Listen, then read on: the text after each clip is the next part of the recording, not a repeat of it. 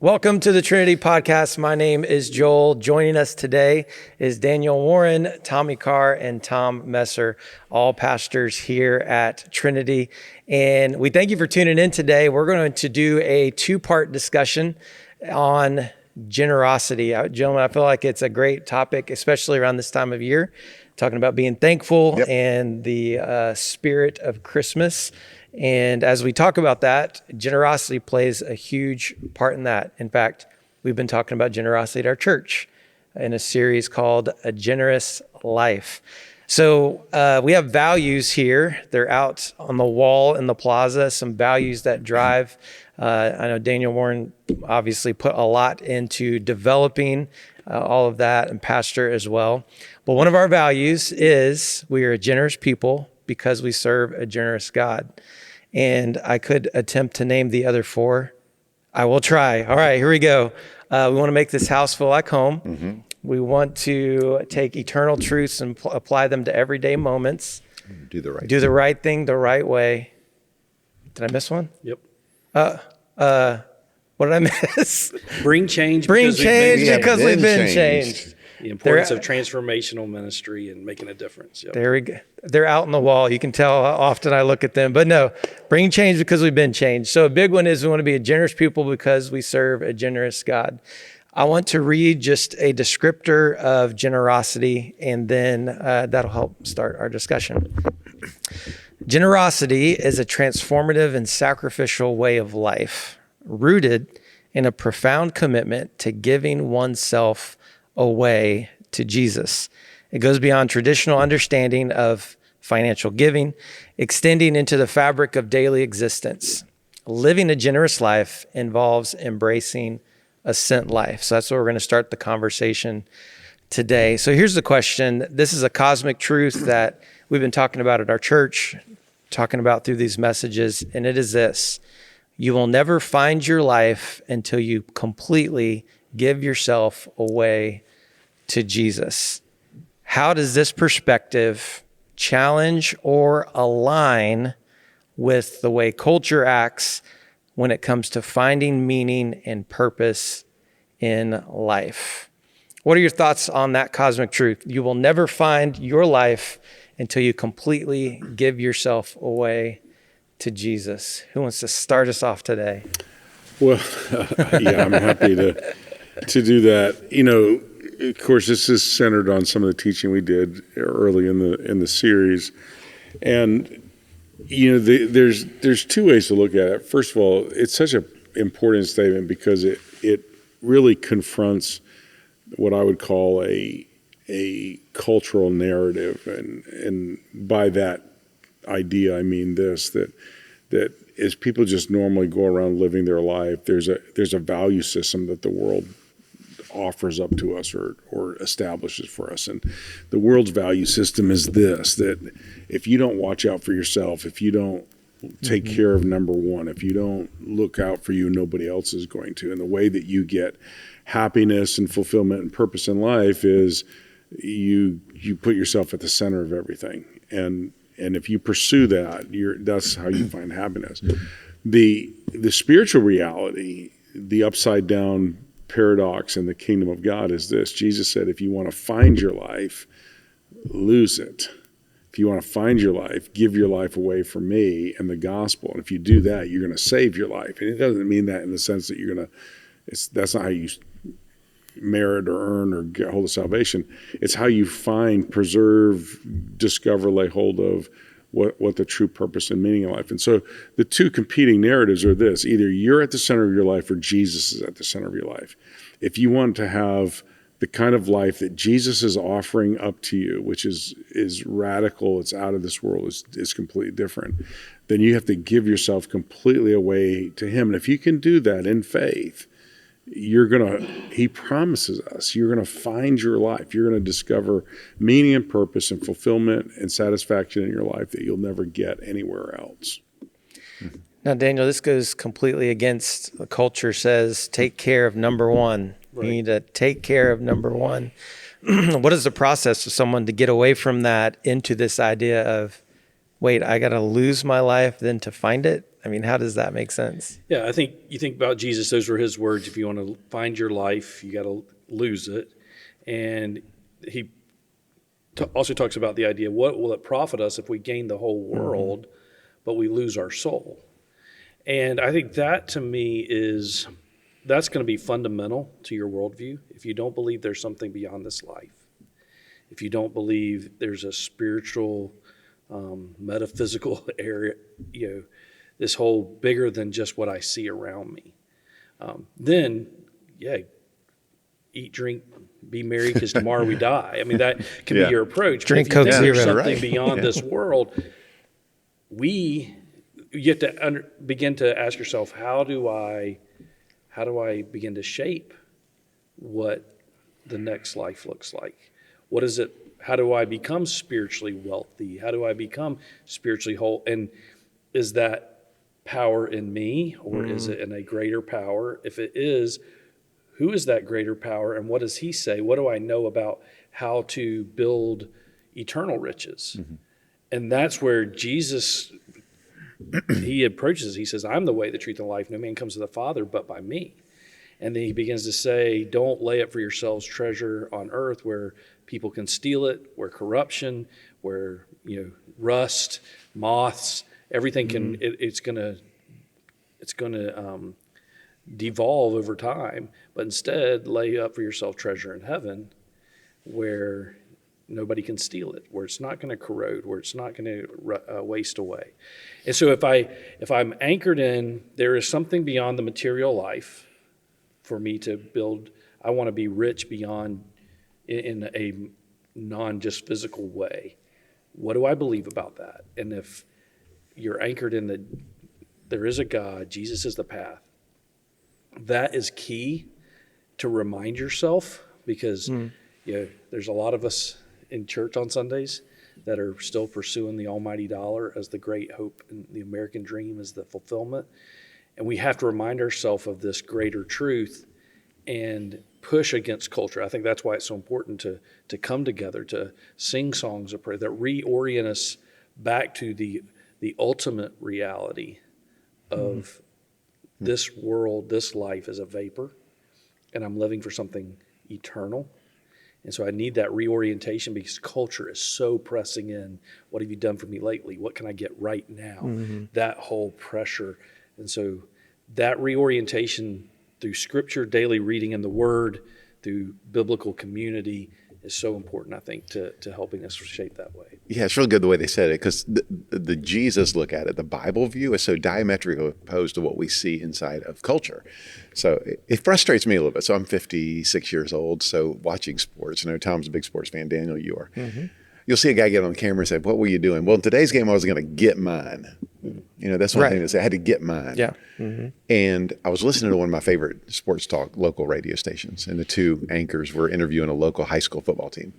The backup quarterback was called to step in for an injured starter. And so, don't mind telling you, it is Dan Hicken and Jeff Prosser were interviewing him. So Hick goes, hey, I watched you play. You came in off the bench, you led your team to a victory. You started the next game, you led your team to a victory. You could have gone to a different school and started. You could have got more minutes. You could have, and the kid goes, and he's a senior in high school. He goes, well, it's not all about me. It's all about the team. And the time I was called on, I stepped in, and I'm more than happy when the guy comes back. Well, when you hear that, it's so different that Hicken goes, player of the year, quote of the year. He's the guy. It's just so different than the world. So Jesus says that. He goes, hey, if you lose your life for my sake, you're going to find it. And it's this scary thing that you step off into. I'm going to give my life for Christ. I'm going to give my life for others. And it clarifies two things: the idea of inner wealth, not outer wealth. And it gives you an idea of future wealth. Yeah. Like there is coming, what Daniel was referencing. Hey, you seek the kingdom of God first, and all these things that you really need to live will be added to you. But there's an inner wealth that you can't overcompensate, and there's a future wealth that's coming. I think it's important to note that Jesus said, if you'll lose your life for my sake. And I think you think of, there are men, women, history's full of them who have given their life for something greater than themselves, but still found it empty. Right. Because there's only one who can satisfy.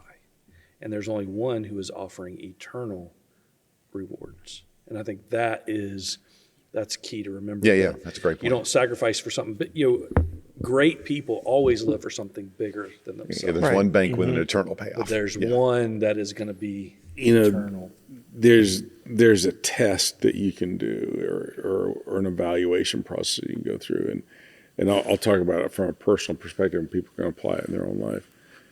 Every time that you tend, if you find yourself anxious, worried, resentful, miserable, it's because you have focused on you and your problems, you and your issues.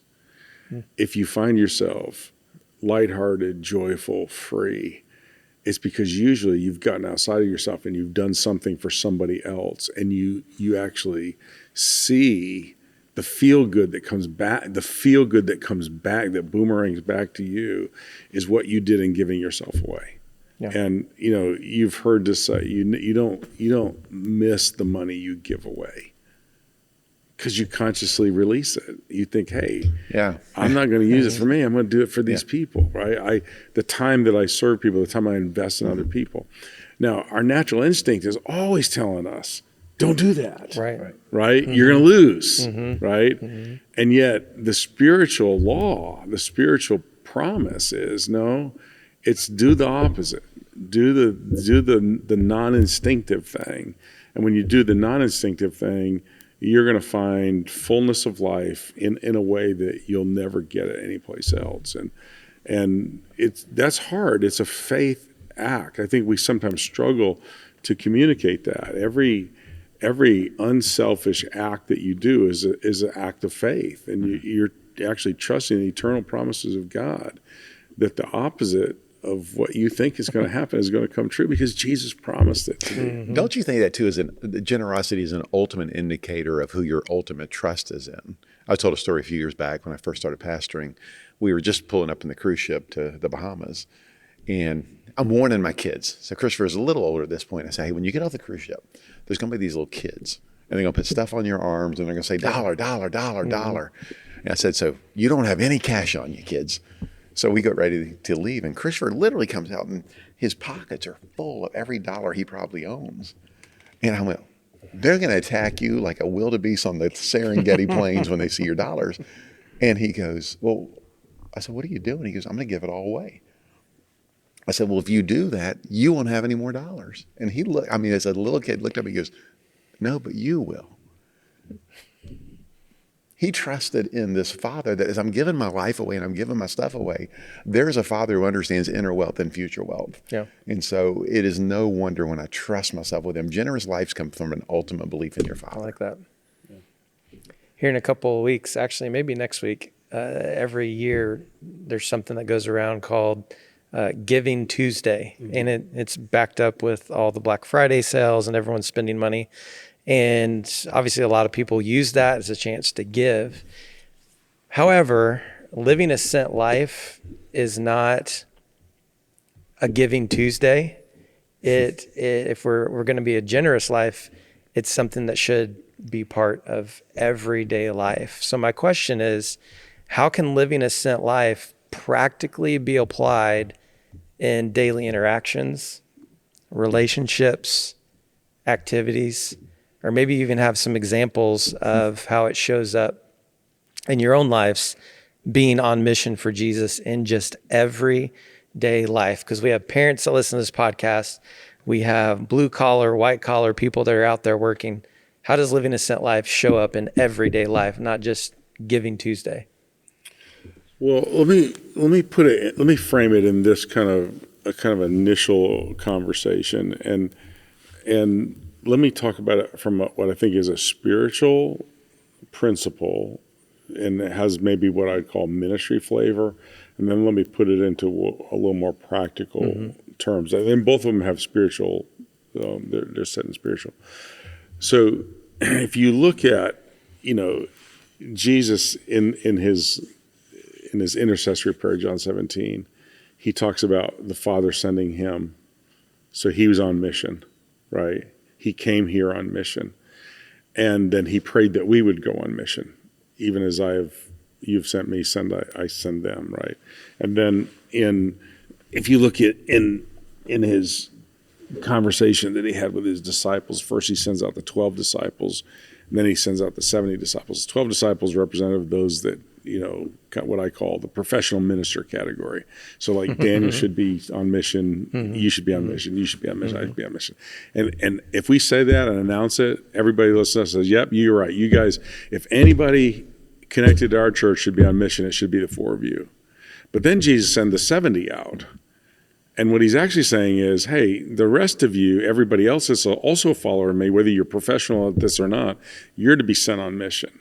And there's two elements to that I think are really important. The first element is that Jesus is going to frame that in the context of the harvest is great, the laborers are few. So there's a spiritual mission out there, this harvest of souls, if you will, this magnitude of people that need to be reached with the gospel. And you can frame that in context of evangelism, you can frame that in the context of missions, however you want to. But we're to go and tell them about Jesus. And there's a great need. The harvest is greater than the labor force, and everybody needs to be on the labor force to get the gospel to people. That's a sent life. But then the sent life also is, if you look into kind of the detail of what Jesus is saying, and I think this really encompasses the whole narrative of what the Christian life is about, why churches are formed, what communities do. He says, I want you to go and I want you to preach the gospel. I want you to heal the sick. I want you to cast out demons. And not to get too, deep into the whole theology of it, what he's actually saying is the world is filled with brokenness. And you're to go on mission. So living a sent life is to push back against the darkness. It's to enter into the world and to bring hope and healing to the people that are living in the brokenness of this world. So poverty is a sign of brokenness, right? Mm-hmm. Sickness is a sign of brokenness. Failed marriages are signs of brokenness. And we did this a little bit on Sunday night. We told stories of people who in some way were disconnected. They were away from God. They had fractured relationships. They had problems in their life. They had sickness that had become debilitating to them. And our testimony was really framed around, hey, we believe that God wants life to be different. And he sent us on mission. And so much of that is not just the product of, hey, we have this way of doing church on Sunday. Most of those were the byproduct of how we do church outside of what we do on Sunday. How do we reach people that are far from God? How do we use our resources to create programs and platforms for us to touch people that need help? One testimony was, my marriage is better because Tommy was counseling me. Well, here's what we're doing. We're pushing back against the darkness. We're praying for people that are sick. God's healing people. We're pushing back against the darkness. We're fighting against the brokenness of this world. So I think in a very emblematic way, the two things I would say is reaching people that are part of the great harvest field. That's side of it, one. Mm-hmm. And two, using everything we can to push back against the brokenness of this world. Yeah. I think you think about this idea of living sent. Paul to Ephesians said, for one time you were darkness, but now you are light in the Lord. So walk as children of the light and try to discern what's pleasing to the Lord. And he says, take no part in unfruitful works of darkness, but instead expose them. And that's what you're talking about. We're pushing, we are taking kingdom ground. And when I'm sent, we talk about generosity in terms of time, talent, and treasure. Am I leveraging the time that God's granted me, the talents, the abilities that I've developed and been given, and the resources to advance the kingdom? Am I bringing light where there's darkness? And I think that happens in the workplace. It happens in politics. It happens in church. It happens in relationships. Are the people around me experiencing what a taste of the kingdom of God because I'm living as a child of the light? That's what it means to be sent. I'm on mission. I am God's ambassador, as though God is beseeching you by us. That's how Paul put it to Corinth. And when I embrace that, then everything I have becomes a leverage point to influence people for the kingdom. And when we embrace that, then we move from, hey, we want to be a generous people, to that personal mark of a disciple. I am generous with the resources that God's trusted me, because I'm not trying to gain resources so I can get richer. I'm trying to leverage resources to advance the kingdom, because that is at its core the only thing that matters. And if not, we get caught up into an ROI type of thing. Well, yeah, I'll do this because it'll benefit me later. Well, that's not a Christian counterculture. That's a Christian subculture. And we don't need a Christian subculture to the existing culture, where instead of these riches, I want to get power within the church. I want to get influence. I want to have a blessed life. I want my kids to. No, a counterculture says, I'm not living for myself. I'm not living for this world. I am living as a sent child of the light. No fellowship with the unfruitful works of darkness, but I'm trying to expose them and push back on it. And I think when we embrace that role as sent, and our mission becomes bigger than this life, and making sure I got, my house and picket fence and all the American dream things. To me, I remember when our boys were younger, Ed Gibson would preach every year at missions conference, and he would, I remember Olson and I on our knees in tears at the conference, because he's saying, listen, want something greater for your kids than the American dream. Yeah. And if you are you willing to give your kids to serve God? And I can remember us coming from God, we want you to use them whatever way that looks like. They're not there to make our life richer. They're not there to make our life better. They do all that. They cost us a lot of money, but that's it's paid. But on the generosity that we give it, and they are, as we give them away, they are doing things. They are having great impact on the kingdom, and that's what we want for our kids. And so I have to be generous with them and have open hands. God, they're a resource that God's entrusted us to train up, to teach, to disciple, and then release them to advance His kingdom wherever God calls them, and in whatever career path, whatever that looks like. But I think that's what it looks like to be sent, to really embrace that. I'm not here to get rich. I'm not here to get rich spiritually or materially. I'm here to advance the kingdom of God, and that He's given me resources to help me do that. You brought up a really good point, Tommy. How do you guard against that natural ROI mentality of, yeah, I'll do this, but what do I get out of it? I'll do this for you if this happens for me in return, or I'll give money for this if I can have more influence. What are some ways that you can guard against that idea of mentality of generosity? Yeah, it's really difficult, right? It's because we all naturally do that. I mean, we've been teaching through that in the book of Luke, like when you go into an assembly. I brought Daniel up on stage. There's a part in the human nature that when somebody says, hey, sit in the highest seat, it's just like, man, your heart goes, hey, I'm sitting in the highest seat. I'm being seen. And you do for things for people that can't give back to you. And it's counterintuitive. I mean, they were saying, Jesus said, suffer the little children to come unto me. They could do nothing for Him. Yeah. And the disciples Tom said, I love what he said. He goes, you imagine rebuking Jesus? I mean, it's like, hey, y'all stop that. He goes, I'm in it for those that can't do anything for me.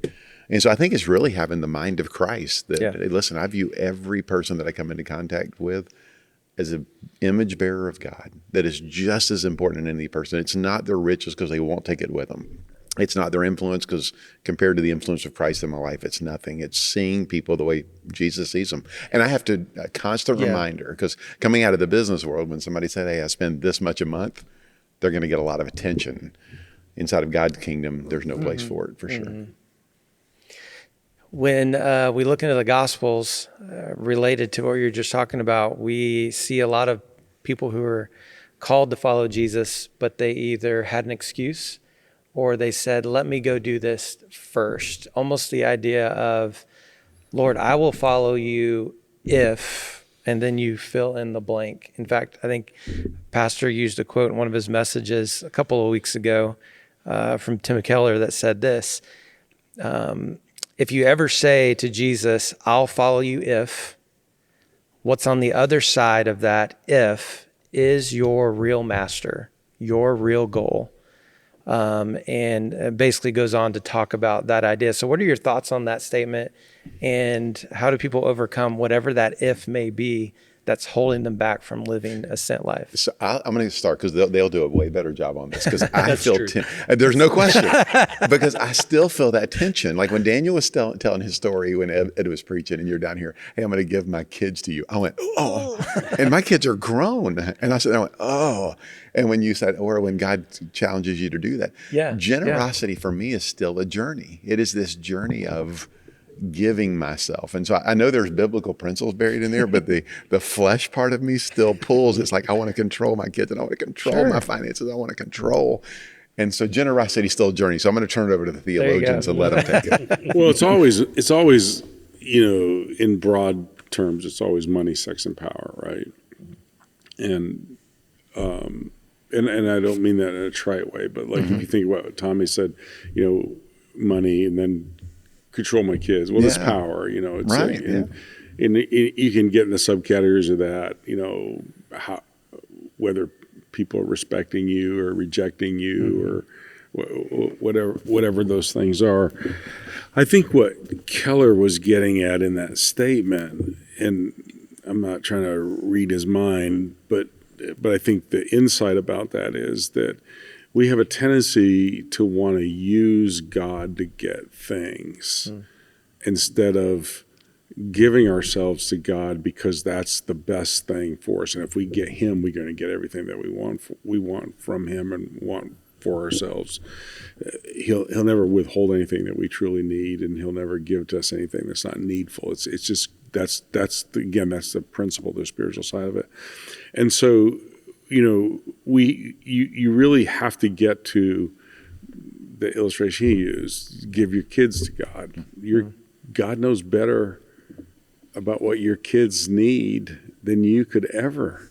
And sometimes I say that to my kids, and I think they look at me like, that can't be true. That can't be true. Yeah. But it is, and there's things in my life the worst things that have ever happened in my life, I hated them.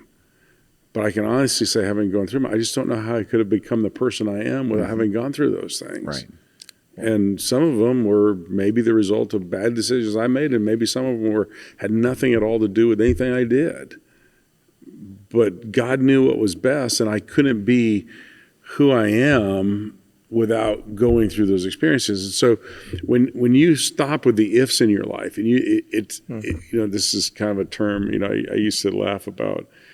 There was a point in my life I got to in preaching where the things that I used to preach to kids that I thought were so idealistic are actually true, and they're not just true for teenagers, they're true for adults. And, I call it, if we could just do church like we do youth camp every year, if we could do church 52 weeks like we do youth camp for 1 week, and we see kids respond. I'm always amazed at how surrendered kids are and how ripe the harvest is. You had Joel at youth camp. Come on, let's go. And how direct we are at youth camp. Yes. Right? You're right. And then we come to church and we just find really cool ways to say, if we can nudge people an inch. Please. But at youth camp, man, we're just hammer. Just give yourself completely to Jesus. Yeah. And That's very true. Stop with the ifs and the conditions and all that. And I think that's what, if you could say, hey, get rid of the if, just total surrender, unconditional, and see what God does. And I would say, I just can't imagine that God's not going to come through with a far greater life than you could ever imagine. Right. Yeah. I think that if is hard. Oh, it's brutal. You never. Well, it changes. The reason it's hard to do what I just described is it is hard. It's just it's human nature hard, I think sometimes the key, and I think you have to really press yourself. And I know when God works on me, this is the question that probably presses on me is there's the idea of delayed gratification. I'll sacrifice now so I can get a greater return later. And if that's our motive, that's not generosity. That's wise investment. I think there is part of that, right? That's part of laying yourself treasure in heaven. But there's also part of, what if I never see a return? I'm just going to be, it's better to give than receive. And so I'm going to give because Jesus said it's better to give than receive. I've actually experienced there's much greater joy in seeing my kids and now my grandkids light up over a gift than I ever got probably out of any gift that I've been given. And so is it really, do I live like it's better to give than receive? Would my kids think that I believe it's better to give than to receive? But does my wife agree that that is a core belief of mine? Well, that is different than I will give this so I can get later, right? That is the Christian subculture rather than the Christian counterculture. And I think that's where the key is, do I really believe like what Jesus said? And if I really believe it, I will act like, because what I do is what I really believe, right? I can pay lip service to a lot of beliefs, but if I don't do them, I don't really believe them, right? That I just acknowledge them because I'm supposed to, right? It's like if you ask me a question in public, I'm going to give you the right answer regardless of what I'm really doing. Well, that's what our Sunday school answer compared to how we actually live, right? There's that old illustration. What we really value shows up in our calendar and our bank account, right? So if I look at my checkbook statement, my bank statement and my calendar from the last year, that'll show you what I really value. How much of that is giving away time, giving away talent, giving away treasure versus trying to get time, get talent, and get treasure. And so I think that's where you have to really wrestle through that. Well, I want to close this part one out with going over some what I would call reflection questions. As people are listening, this may be something that they can jot down. It's something that our church has done some work on for generosity, just to do some evaluation on where we all are at when it comes to generosity. So I'm going to read through these and then have you guys share just any closing comments, what you think about these reflection questions. Here's the first one. I regularly use my time, talent, and treasure to further the gospel. I regularly use my time, talent, and treasure to bless those around me. Those closest to me would say my life reflects the belief that it is better to give than receive, kind of like what Daniel just shared. I have made it a habit in my life to give tithes and offerings to my local church, and then I live below my means to ensure margin for generosity. So as I read through those reflection questions, what are some ones that jump out at you, or do you think that are just so important when it comes to evaluating generosity in your own life? Well, where did you get those questions? Daniel Warren. They're part of our whole... Because when we did like our yes, value I remember statements that. around, we actually developed the marks of a disciple. One of those is we are generous. I am generous. So that's in our spiritual health frame. assessment. Yeah. Okay, so here's a couple things. And if you take our vision frame, I'm going to talk very specifically about our church, but this is true about, I think this is true about all churches. One of the things about living out in community, so there's one thing for me to be a good Christian, and there's another thing about me being a good Christian as part of a church community, okay? And an example would be, we recently took an offering to help some people in our church in need, right?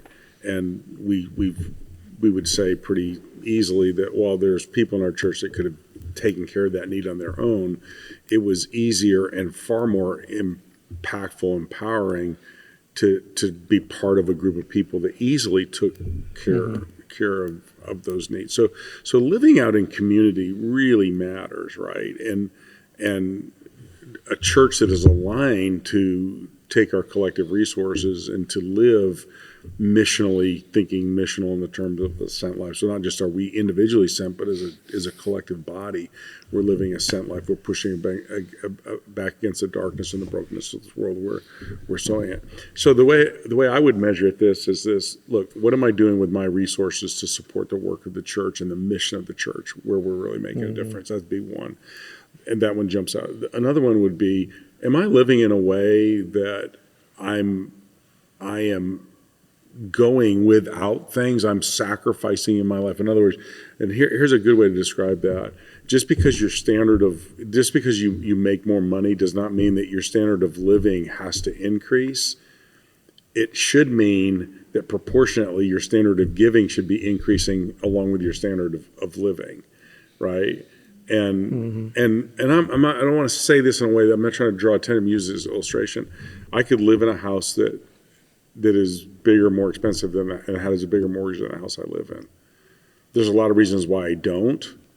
One of those is I don't want to pay more money. Okay? Another one is I don't need a bigger house at this point in my life. I probably need a smaller house. I mean, there's valid reasons. But consciously over the years, I want to live in a way that I'm not spending all my money on me, that I'm creating margins in my life so that I can do things like help other people.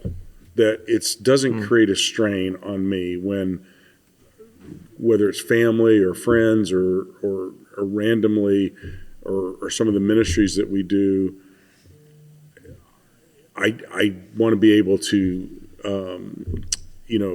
take money that I have and be able to do that and it not create pain. That I can actually say, yeah, I can help, I can give. Yeah. I can be generous. So I think it's managing your standard of living so you increase your standard of giving. I think that's an important thing. And it's being deeply committed to community so that, man, we're getting a lot more done together than we would ever do individually. It's good.